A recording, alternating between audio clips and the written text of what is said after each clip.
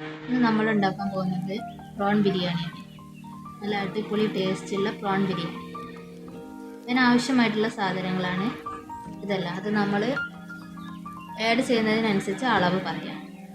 ആദ്യം ഏകദേശം ഒരു കപ്പ് ഓയിൽ നമ്മൾ ചൂടായ പാനിലേക്ക് ഒഴിക്കും. കാരണം 2 സവാള വഴറ്റിയെടുക്കാനുള്ളതാണ്. അപ്പോൾ ഇതിന് അനുസരിച്ചുള്ള ഓയിൽ ഒഴിച്ചു കൊടുക്കും. എന്നിട്ട് നമ്മൾ 2 സവാള നീളത്തിൽ അരിഞ്ഞത് ആഡ് ചെയ്തെടുക്കും. അത് നല്ല രീതിയിൽ വഴറ്റിയെടുക്കും. എന്നിട്ടൊരു ബ്രൗണിഷ് കളർ ആക്കിയിട്ട് തീ നല്ല ഹൈ ഫ്ലെയിമിൽ വെച്ചിട്ട് തന്നെ ഇളക്കി കൊടുക്കണം.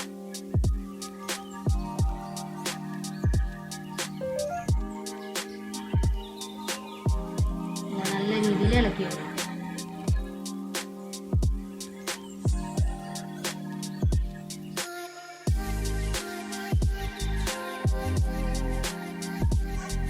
കളർ മാറി വരുന്നുണ്ട്.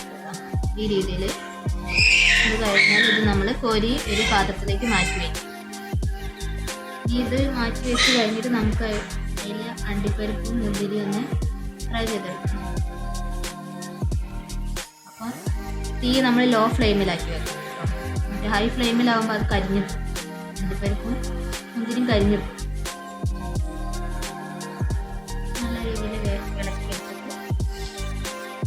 നമ്മളിത് വഴറ്റി കഴിഞ്ഞാൽ തന്നെ ഇതിന് കുറച്ച് ഓയിൽ മാറ്റി വെക്കണം. കാരണം അത് കുറച്ച് അധികം ഓയിലുണ്ടല്ലോ. ഒരു പകുതി ഓയിൽ മാറ്റി വെക്കണം. നമുക്ക് ചോറ് വേവിക്കുമ്പോൾ അതിലേക്ക് ആഡ് ചെയ്ത് വെക്കാം.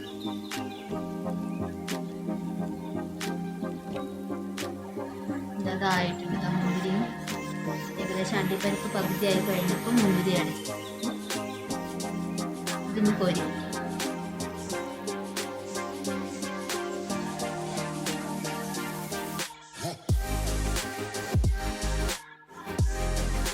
നമുക്ക് ഗാർണിഷിങ് നല്ലതാണ്.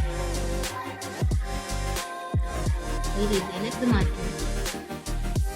നമുക്ക് പാനിലേക്ക് 1 സ്പൂണ് നെയ്യ് കൂടെ ആഡ് ചെയ്യാം. ഓയിൽ നമ്മൾ കുറച്ച് മാറ്റി വയ്ക്കും.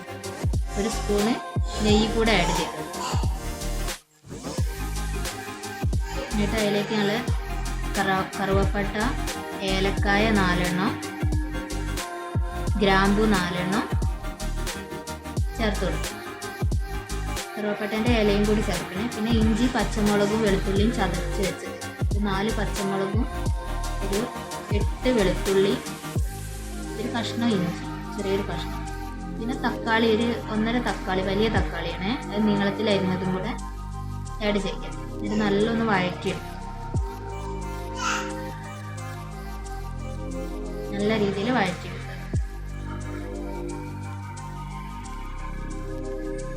1/2 സ്പൂണ് മഞ്ഞൾപ്പൊടി ഇട്ടു. 1 സ്പൂണ് കാശ്മീരി മുളക് പൊടി. എരിവുള്ള മുളക് പൊടിയാണെങ്കിൽ നമ്മൾ ഒരു 1/2 സ്പൂണ് ചേർത്താൽ മതി. ഇതിപ്പോൾ എരിവില്ലാത്തതിനെക്കൊണ്ട് 1 സ്പൂണ് കാശ്മീരി ചേർക്കാം. ഇനി അതിലേക്ക് ഗരം മസാല ഒരു 1/2 സ്പൂൺ ചേർക്കാം. പിന്നെ 1/2 സ്പൂണ് കുരുമുളക് പൊടിയും കൂടെ ചേർക്കാം. എന്നിട്ട് നല്ല രീതിയിലൊന്ന് മിക്സ് ചെയ്യും.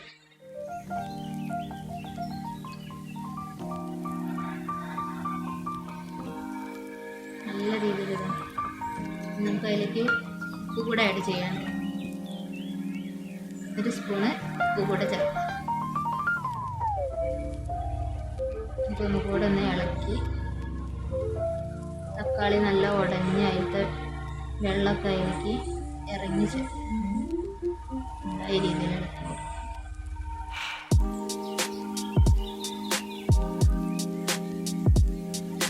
മസാല വെന്തതിന് ശേഷമാണ് നമ്മൾ ചോറ് വേവിച്ചെടുക്കുക.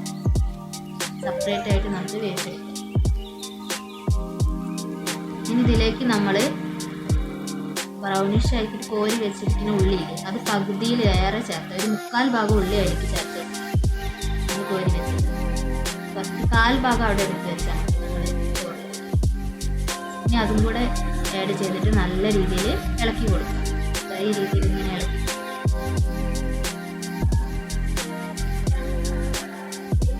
ആദ്യം കോരി വെച്ച ഉള്ളിയാണ്. ഇനി ഒന്ന് അടച്ചു വയ്ക്കുക. ഒരു 3 മിനിറ്റ് അടച്ചു വയ്ക്കുക. നല്ല രീതിയിൽ എണ്ണ തെളിഞ്ഞ് വന്നിട്ടുണ്ട്. എണ്ണ ഇളക്കി ഇനി അത് ഓഫാക്കാം. ഇനി നമുക്ക് ചോറുണ്ടാക്കാം. ചോറ് വെക്കാം. അരി 2 ഗ്ലാസ് അരിക്ക് 3 ഗ്ലാസ് വെള്ളം വേണം. നമ്മൾ കഴുകി വെച്ചതാണ് അരി. നമ്മൾ മാറ്റി വെച്ച ഓയിൽ ആഡ് ചെയ്ത് കൊടുക്കുക. ചോറ് വെക്കുന്ന പാത്രത്തിലേക്ക് ആഡ് ചെയ്യുക. പിന്നെ ഗ്രാമ്പു, ഒരു 4 ഗ്രാമ്പു, 4 ഏലക്കായ്, പിന്നെ കറുവപ്പട്ടേൻ്റെ ഒരു ചെറിയ കഷ്ണം, പിന്നെ കറുവപ്പട്ടേൻ്റെ ഇല കൂടെ ചേർക്കണേ. വഴറ്റിയിട്ട് ചെറുതായിട്ട് ഇളക്കുക. അരി നമ്മളിത് അവിടെ കഴുകി നല്ല ഇതാക്കി വെച്ചിട്ടുണ്ട്. ഇനി അതിലേക്ക് ഒരു 3.5 ഗ്ലാസ് വെള്ളം ചേർക്കുക.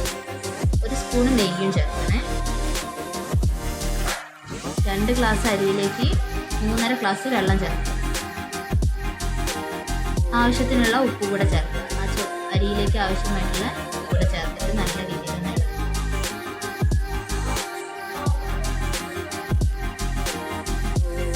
അതിലേക്ക് കുറച്ച് നമ്മൾ ഫ്രൈ ചെയ്ത് വെച്ച ഉള്ളി കൂടെ ചേർത്ത് കൊടുക്കുക. കറുവപ്പട്ടേൻ്റെ ഇല കൂടി ഇട്ടിട്ട് ഇതാ നല്ല രീതിയിൽ തിളച്ചിട്ടുണ്ട്. ഇനി നമ്മൾ കഴുകി വെച്ച അരി കൂടെ ചേർത്ത് കൊടുക്കുക. അരി തിളച്ച് കഴിഞ്ഞിട്ട് നമുക്ക് ഒരു 6 മിനിറ്റ് അടച്ച് വെച്ച് വേവിക്കും. നല്ല രീതിയിൽ തിളച്ച് വന്നിട്ടുണ്ട്. അതുവരെ ഒന്ന് ഇളക്കി കൊടുക്കണേ.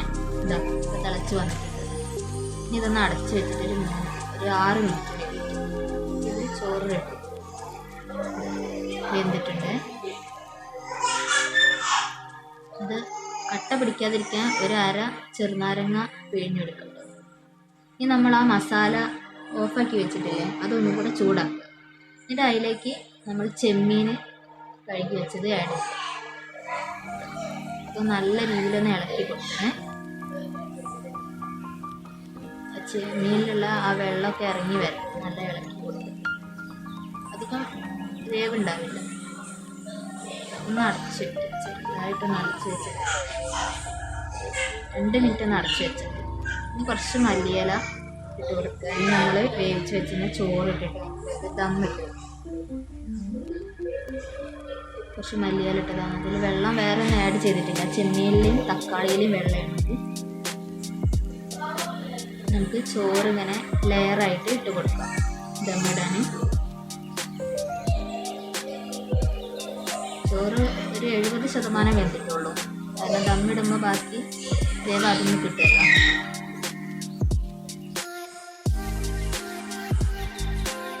കട്ട പിടിക്കാനാണ് നമ്മൾ ചോറുണ്ടാക്കുമ്പോൾ അതിൽ ചെറുനാരങ്ങ പിഴിഞ്ഞ് കേട്ടോ.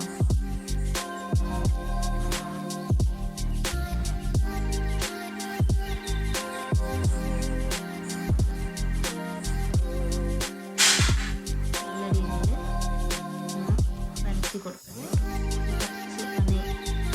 നമ്മൾ ഫ്രൈ ചെയ്ത് വെച്ച ഉള്ളി ഇട്ടു. കുറച്ച് ആവശ്യത്തിന് നെയ്യ് ഒഴിച്ചു. നെയ്യ് ചിലർക്ക് നെയ്യ് അധികം പറ്റും. അതിനനുസരിച്ച് നമ്മൾ കുറച്ച് മല്ലിയില കൂടെ അതിൽ പുതിന ഇല ഉണ്ടെങ്കിൽ പുതിന ഇല. എൻ്റെ കയ്യിൽ മല്ലിയിലയാണ് ഉള്ളത്. അതാണ്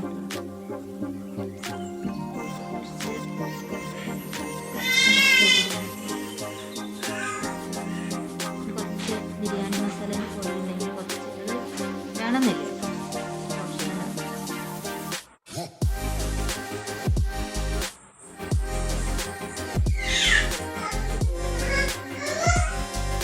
ഇതിൻ്റെ ബാക്കി വരുന്ന ചോറ് കൂടെ നമുക്ക് ആഡ് ചെയ്ത്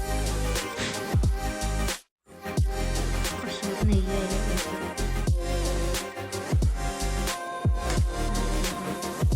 ഇറക്കി കൊടുത്തിട്ട് നല്ല രീതിയിലൊന്ന് ഇറക്കി കൊടുക്കുക. അതുകൊണ്ട് നമുക്ക് ബാക്കിയുള്ള ഫ്രൈ ചെയ്ത് വെച്ചിരിക്കുന്ന ഉള്ളി അണ്ടിപ്പരിപ്പ് മുന്തിരിയൊക്കെ നമുക്ക്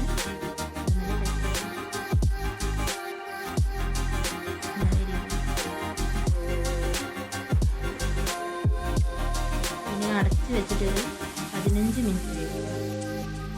ഈ നല്ല കുറച്ച് വയ്ക്കുക. 15 മിനിറ്റ് നമ്മൾ അടച്ച് വെച്ചിട്ട് വേവിക്കുക. കഴിഞ്ഞിട്ട് തുറന്നു നോക്കാൻ പറ്റില്ല. ഇടയിലൊന്ന് ഇളക്കി കൊടുക്കേണ്ട ആവശ്യമില്ല. ഈ രീതിയിൽ അടിപൊളിയായിട്ട് 15 മിനിറ്റ് ആയിട്ടുണ്ട്. അതിന് ശേഷം ഇനി ഒന്ന് ഇളക്കി കടിയിൽ നിന്ന് ഇളക്കി നോക്കാം.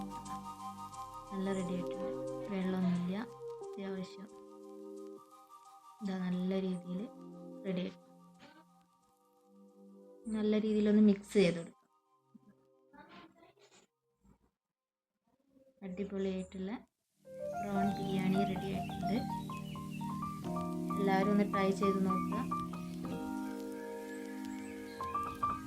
ഇന്നത്തെ റെസിപ്പി ഇഷ്ടമായാൽ ലൈക്ക് ചെയ്യുക, കമൻറ്റ് ചെയ്യുക, ഷെയർ ചെയ്യുക.